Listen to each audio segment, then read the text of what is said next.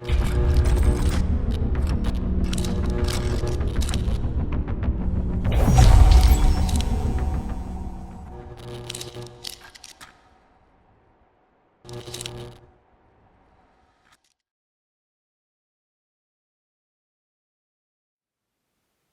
zusammen, ich bin die Vanessa. Ich möchte euch heute gerne zeigen, wie ich Samples in das MPS 10 importieren kann. Und zwar, wenn ich möchte, kann ich schon mal eine kleine Vorauswahl treffen, kann schon mal ein Pad anschlagen. Ansonsten, ich gehe auf Sample, gehe in Recorder, sehe jetzt, dass das angeschlagene Pad von gerade ist jetzt ausgewählt, könnte ich jetzt gleich belegen, wenn ich das möchte. Oder ich kann das natürlich hier nochmal ändern. Wir nehmen jetzt mal hier Pad 1. Und ansonsten können wir auswählen, was möchten wir eigentlich machen. Möchten wir ein bestehendes Sample in ein Instrument umändern? Möchten wir ein neues Sample und Instrument erstellen? Oder möchten wir nur ein neues Sample machen? Wir machen jetzt ein neues Sample und Instrument. Gehen schon mal hier auf Instrument. Wo möchten wir es speichern? Ich möchte jetzt in meiner Kategorie Hall haben und sehe hier eine kleine Anleitung, wie ich jetzt den Namen ändern kann. Und zwar mache ich das wie folgt: einmal Großbuchstaben oder Kleinbuchstaben, Zahlen, Sonderzeichen. Ich nenne das Ganze jetzt B und lösche den Rest. So, Instrument mit dem Namen B. Dann checke ich mal ganz kurz, ob mein Pegel passt. Und dazu spiele ich einfach mein Sample ab. Ich bin jetzt direkt mit dem MPS 10, einfach mit dem Kabel im Laptop drin, kein Interface dazwischen, nichts. Genau, spiele das Ganze mal ab. Sehe hier meinen Pegel, da passt alles. Perfekt. Gehe auf Recording und sehe, okay, jetzt ist mein Recording auf Standby. Dann gehe ich hier auf Play, das startet mein Recording. Mach auf Stopp. Genau. Dann sehe ich jetzt hier schon mal den Ausschlag. Ich kann entweder einmal hier vor und zurück spulen, mich hier drin bewegen, oder ich gehe einfach hier über Start, schaue, okay, wo fängt es an, wähle es aus. Okay, irgendwo da, hören wir auf. Machen wir hier hin. Genau. Länge passt. Hier kann ich jetzt noch auswählen, möchte ich es als One-Shot haben, möchte ich es am Repeat haben. Ich möchte jetzt einen One-Shot haben und hier oben könnte ich auch noch BPM anpassen.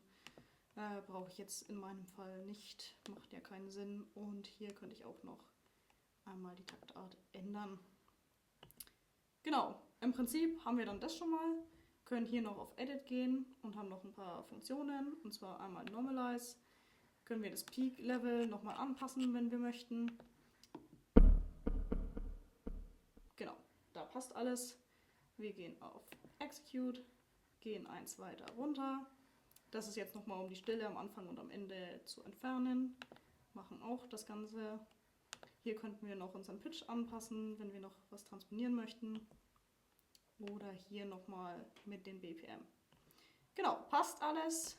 Wir gehen auf Write, geben jetzt dem Sample den Namen. Vorhin haben wir das Instrument benannt. Das Ganze nenne ich jetzt B1.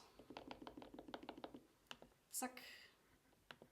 Wo möchte ich es hinhaben? Machen wir ein neues und gehen hier und hier.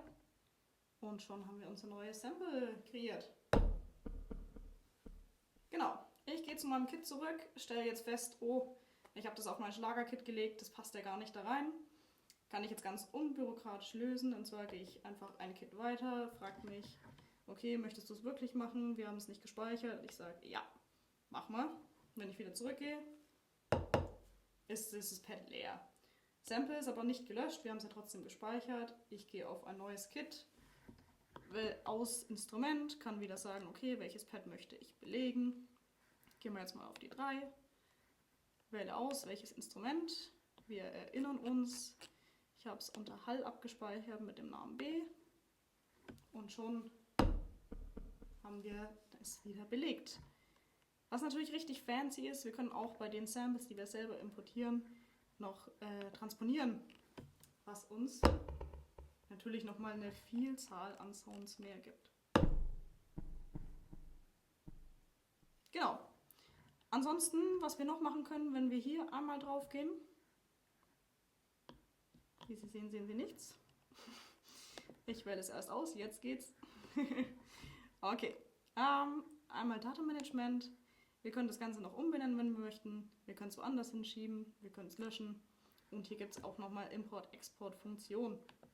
Wir gehen hier drauf, sehen nochmal Sample. Oh toll, gehen drauf, Fehlermeldung, wir haben keinen USB-Stick. Theoretisch könnte ich einfach den USB-Drive nehmen, könnte einen Ordner erstellen mit MPS10 und einen Unterordner in dem MPS10 mit Sample. Könnte da meine Samples reinlegen im 16-Bit-Format als WAV oder IEFF-Datei. Könnte den Stick direkt im MPS10 anstecken und würde dann hier jetzt die Daten sehen, die ich in diesen Unterordner quasi reingeschoben habe. Könnte es auswählen, könnte es darüber importieren. Oder wenn ich halt schon Sounds, Samples angepasst habe, die auf den Stick exportieren. Genau, wer das bevorzugt, ich finde das relativ simpel und einfach mit dieser Recording-Funktion, bevor ich das jetzt auf den Stick ziehe. Aber genau, wenn man jetzt halt mehrere Samples auf einmal hat, ist natürlich der Stick die einfache Variante. Genau, so viel dazu. Samples importiert und es kann losgehen. Ja, ich hoffe, es hat euch gefallen. Wenn ihr noch Fragen habt, schreibt einfach, wenn ihr noch irgendwas wissen wollt. Und ansonsten viel Spaß mit dem MPS10.